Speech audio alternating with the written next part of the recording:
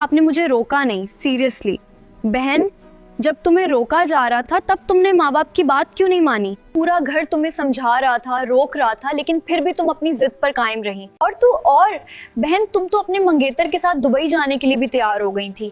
مطلب ایک ایسے شخص پہ اتنا بھروسہ کر لیا جو ابھی اتنا قریبی بھی نہیں تھا۔ اور ان محترم کو دیکھیں، اب یہ اپنے دوست کے ساتھ مل کر ابا کو بالکل کنگال کرنے پر لگے ہوئے ہیں۔ لگتا ہے کہ ان کے فیصلوں کا نقصان اب پورے گھر والوں کو برداشت کرنا پڑے گا۔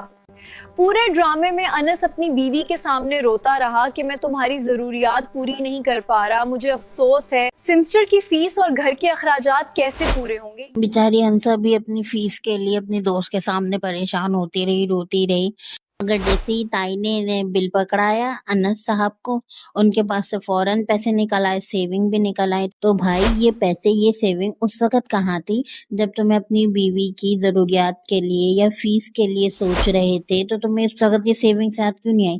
یہ والی سیونگ اس وقت کہاں تھی؟ اس وقت تو تمہارے پاس کچھ نکلتا نہیں، تم کنگال ہوتے ہو۔ لیکن طائف کی فیملی کے لیے ہر چیز کرنے کے لیے قربان رہتا ہے یہ، وہ بھی اس طائع کی فیملی کے لیے جیسے ایک پرسن عزت نہیں دیتے۔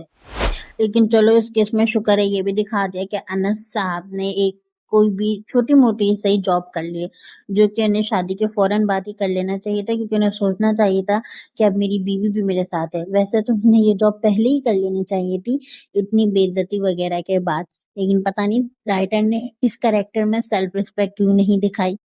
رکیں ذرا، یہ تو بتاتے جائیں کہ میرا سوٹ کیسا لگا۔ یہ کھادی کی کلیکشن ہے۔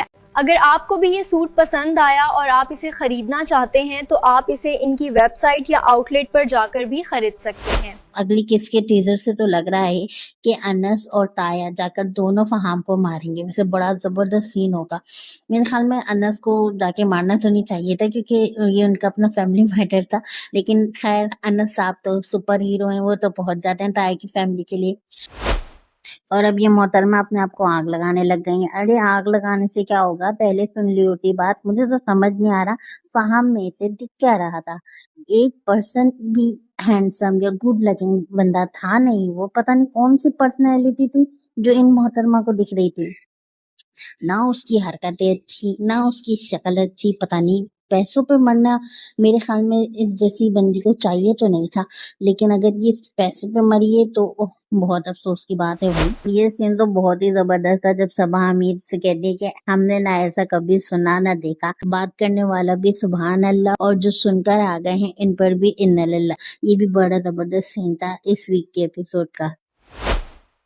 پہلا تو مجھے انسا کا اور شایان والا لگا، جس میں انسا اسے بتاتی ہے